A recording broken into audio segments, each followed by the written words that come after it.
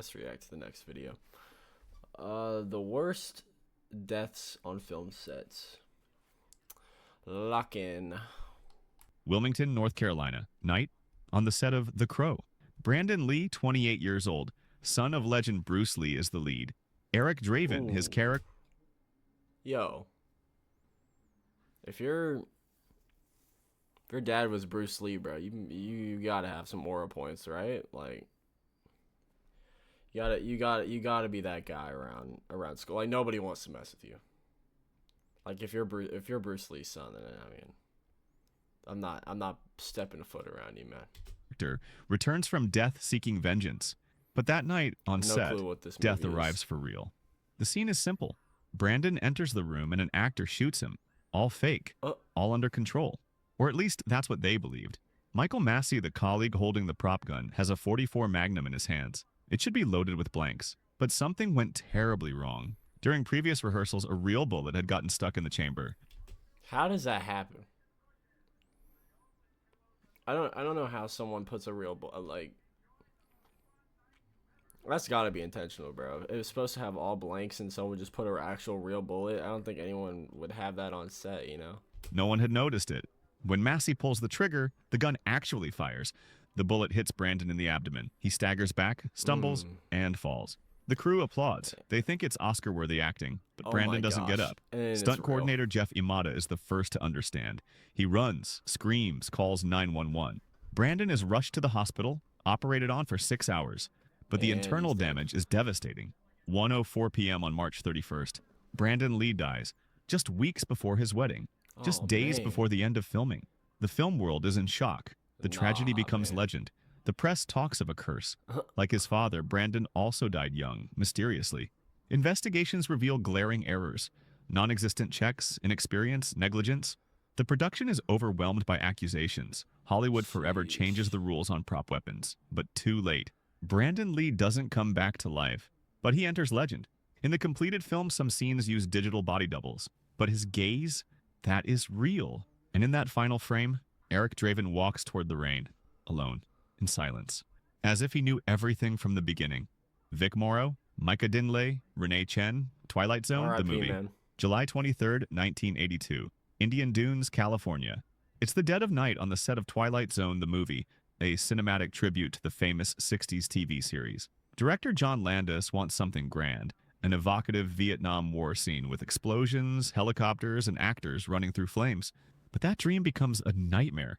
Vic Morrow, a seasoned actor, must film a sequence where his character saves 2 Vietnamese children, Micah Din Lay, 7 years old, and Renee Chen, 6 years old, crossing a river while a helicopter flies low, immersed in smoke and raining fire.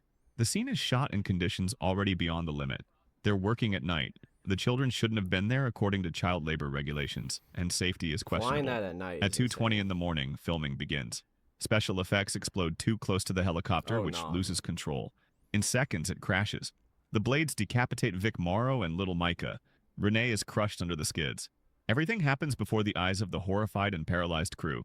The cameras were rolling. The case goes to court.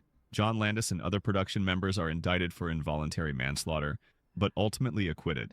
However, their reputations are forever tarnished. From that day, American laws on minors on film sets change. Rules for scenes with special effects and flying vehicles are rewritten. The tragedy remains etched in collective memory as one of the most horrifying episodes in cinema history. It wasn't fiction, it was reality. And 3 lives, 2 innocent and 1 talented, were sacrificed in the name of spectacle. Helena Hutchins, Rust. October 21st, 2021. That name sounds a little familiar. Y'all know who that is? Santa Fe, New Mexico. An isolated ranch in the desert serves as the backdrop for filming Rust, a low-budget western with Alec Baldwin as star and producer. The day is full, the crew exhausted. Working conditions have become tense. There have already been delays, complaints, and more than 1 technician has left the set for safety reasons. Helena Hutchins, 42 years old, a talented cinematographer, is working on the crucial scene where Baldwin's character must shoot toward the camera. The weapon is a revolver, a Colt 45 long Colt, handed over by an assistant with the ritual formula. Cold gun, meaning a safe weapon. But it's not safe at all. During rehearsal of the scene, Alec Baldwin points the gun toward the camera. No one expects a real shot. Baldwin pulls the trigger, and a real bullet fires. Helena falls backward, hit in the chest. Director Joel Souza behind her is wounded in the shoulder. Panic erupts on set. Helena is airlifted to the hospital but dies shortly after. She leaves behind a husband and young son. The news shocks the film world and public opinion. Crazy. How can a prop weapon kill in 2021? Investigations reveal a frightening series of negligence. So it was a Real real bullets weapon. confused with fake ones, superficial checks, lack of expert What do y'all think it is? I think it's probably a real bullet. I don't know. Like, what are the chances that happens again? supervision on weapons. Alec Baldwin is indicted for involuntary manslaughter. The film's armorer, young and inexperienced, ends up on trial. After the tragedy, many film sets permanently ban the use of real weapons, relying exclusively on inert weapons and CGI for gunfire. Helena Hutchins becomes the symbol of an epical change. She wasn't just a promising professional, she was a mother, a colleague, a voice for set safety. Art Scholl, Top Gun, March 18th, 1985. Pacific Ocean, off San Diego, California. The set is among the most ambitious ever conceived. They're filming Top Gun, the film that will consecrate Tom Cruise as an action icon. But behind the spectacular happened to scenes Top of Gun? fighters crossing at Oh. insane speeds hides a forgotten tragedy. Aerobatic pilot Art Scholl, a veteran with thousands of flight hours and a legendary reputation, is called to execute a crucial maneuver for an aerial scene. His Pitts S2 is equipped with a special camera.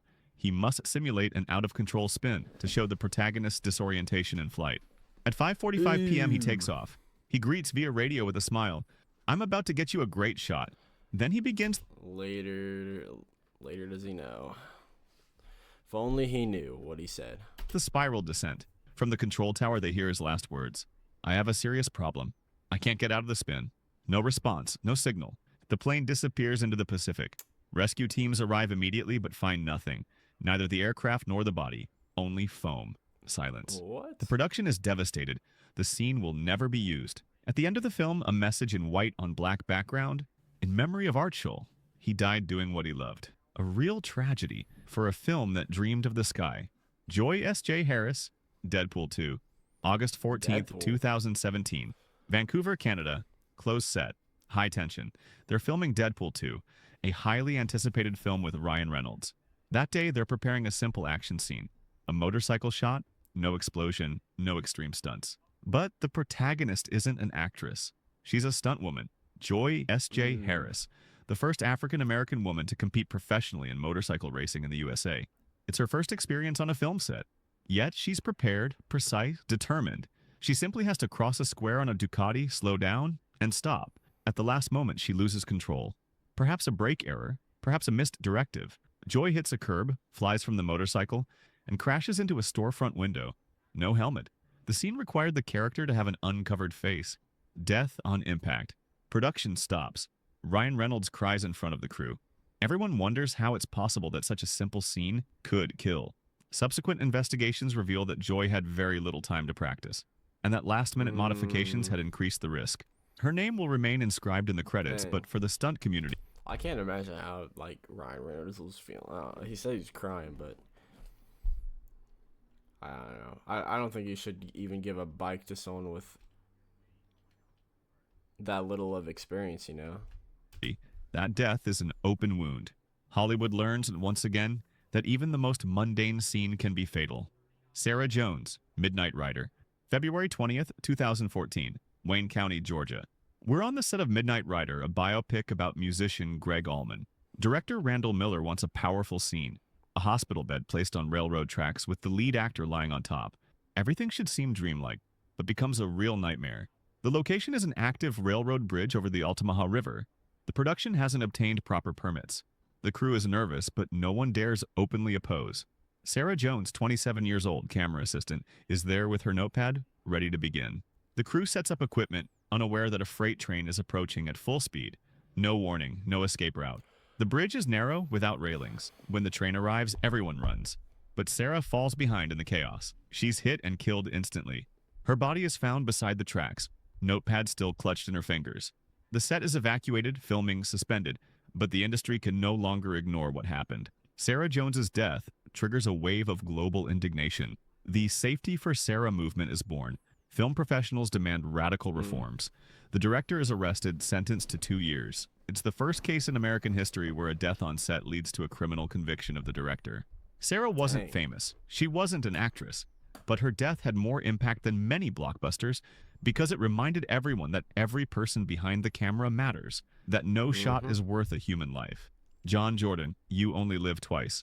June 4th, 1967. Dorset, England. James Bond knows no fear, but on set, someone met death. John Jordan is a veteran cameraman. He's worked on all the 007 films. Now he's hanging from a platform mounted on a railway car to film a dynamic scene of the train crossing the English countryside. A high-speed shot. The platform is narrow, unstable. Jordan has no harness. It's not the first time. He's risked before. But that day, the train passes too close to another parked convoy. A minimal protrusion is fatal. A part of the parked train violently strikes Jordan in the leg. The impact is devastating. The man loses balance and is dragged away into the void. The crew freezes, screams, blood. He's rescued, but the leg is mangled. He survives, but his leg is amputated. Bro, how? Yet John Jordan doesn't give up. With a prosthetic, he returns to work, even on another 007 film, on Her Majesty's Secret Service. But the story has a bitter epilogue. 2 years later, during aerial filming in Holland, Jordan falls from a helicopter, dies on impact. His dedication became legend in cinema circles. But the truth is harsh. No action scene is worth more than the life of who films it. John Jordan, the man who lived twice, and died filming. Alain Delaunay, A View to a Kill, August 1985, Paris, France. The set is for A View to a Kill, the 14th James Bond film. Location, the Eiffel Tower. The goal? A spectacular sequence with a parachutist escaping from Agent 007. Alain Delaunay, Cameroonian cameraman, is chosen to film everything from a platform suspended over 60 meters high. No green screen, no digital effects, only courage, mechanical cranes, and pure risk. During an unauthorized maneuver, one of the cranes shifts suddenly. The platform gives way. Delaunay falls. His body slams against a metal structure of the tower. Then, silence. Rescue arrives immediately, but there's nothing to be done. He dies on impact. Only 34 years old. The production downplays it. His name disappears from communications. The scene is completed using remaining stunt performers and distant shots. No dedication, no press conference, only silence. But among the crew, indignation is strong. Some technicians leave the set. Others speak of criminal superficiality. After the tragedy, new regulations are introduced in France for filming in historic buildings. Mandatory checks, independent inspectors, prohibitions in case of high risk. But for Alain, it's too late. An invisible cameraman, a forgotten victim, and a film that put spectacle above life. Paul Mantz and Carl Baumgartner. The Flight of the Phoenix. April 9th, 1965, Yuma Desert, Arizona. The Flight of the Phoenix tells the story of survivors of a plane crash in the desert. To film it, realism is needed. They use real planes, real sand, real stunts. Aerobatic pilot Paul Mantz, legend of aviation cinematography, is called for one final shot. With him on board, Carl Baumgartner, second unit operator. The scene is simple, a takeoff in the desert amid sand and wind. But the aircraft, an artisanal assembly for plot requirements, has a fragile structure. Mantz takes off, but a few meters from the ground, the plane tilts. The fuselage breaks. The plane crashes on the sand like a projectile. The impact is tremendous. Paul Mantz dies on impact. Carl Baumgartner is thrown out. He fights between life and death for days, but doesn't make it. The industry is shocked. 2 professionals killed in a single scene. The cause? Not even the wind, but unstable design and production pressures. From then on, films with flying vehicles must follow stricter protocols. The legend of aviation cinema ends with 2 crosses in the desert. For Mantz and Baumgartner, the flight was truly the last. If you enjoyed the video, leave a like to support the channel, subscribe so you don't miss the next episodes, and let me know in the comments which story you'd like to see in the next video. Wasn't a bad video. Wasn't a bad video. Alright, on to the next one.